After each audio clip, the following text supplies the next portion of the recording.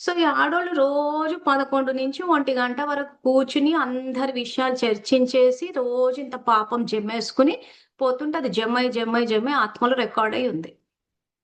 So, ఈరోజు భగవంతుడిచ్చిన వాచాని మనుషుల్లో సంతోషం తీసేయడానికి, భయాన్ని పుట్టించడానికి రేపొకవేళ వీళ్ళు మళ్ళీ ఎలాగో అందరూ శరీరాలు వదిలేసింది. ఎవరు శాశ్వతం కాదు.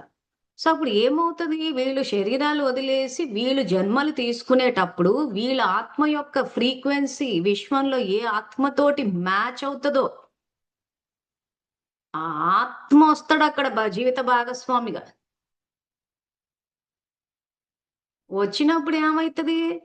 ఖచ్చితంగా అవే మాటలు మాట్లాడతాడు. అవే దెప్పి పొడుపు మాటలు, ఈ మాటలు, ఆ మాటలు మాట్లాడతాడు. అదే దుఃఖం వస్తది. ఎందుకంటే నువ్వు చేసిందే అది కదా! అసలు సంతోషపెట్టే మాటలు ఎక్కడ మాట్లాడావు? ఎవరెవరో విషయాలు.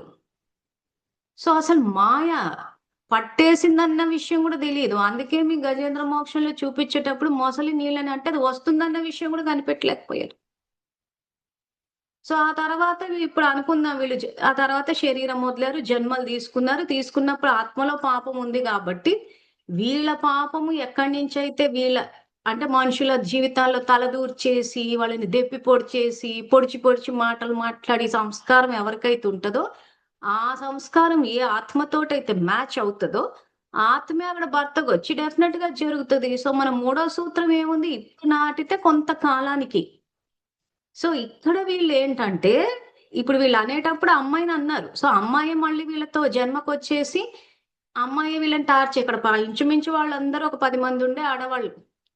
సో, ఈ 10 మందిని అమ్మాయొచ్చి టార్చర్ పెట్టడం ఉండదు. ఇదే అందరూ గమనించాల్సిన పాయింట్. మనం ఎవరినైతే హింసిస్తామో, వాళ్ళే తిరిగి హింసించాలని రూలేం లేదు.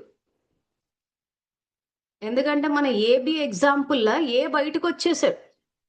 కానీ బి ఖాతాలో పోలేదు పాపము. సో, బికెక్కడి నుంచైనా వస్తది. మీకు అర్థమవుతోందా? ఎందుకంటే అందరూ ఎలా ఆలోచిస్తున్నారంటే, నేను వాళ్ళకి చేస్తే వాళ్ళు తిరిగి చేస్తారేమో అని. సో, అది ఇంకెవరి నుంచైనా తిరిగి రావచ్చు. వాళ్ళ నుంచే తిరిగి రావాలని రూల్ ఏం లేదు. అందుకే నేను నిన్నటి క్లాస్‌లో ఏం చెప్పానంటే, ఏదైనా పరిస్థితి వస్తే అది కర్మనా, ఏం చేశానా, నా పూర్వజన్మనా, అది చేశానా, ఇది చేశానా అని చెప్పి లింకులు కలుపుకుంటూ కూర్చోకుండా సింపుల్‌గా ఇది పరీక్ష అని అనుకుని వర్తమానంలో సరిదిద్దండి. వరదానాలిచ్చి సరిదిద్దండి.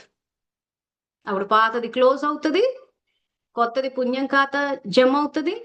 ఒక స్టేజ్‌లో ఏమైపోతదంటే మీ పాపం పూర్తిగా పోయినప్పుడు అనేవాళ్ళు అప్పుడు ఆపుతారు.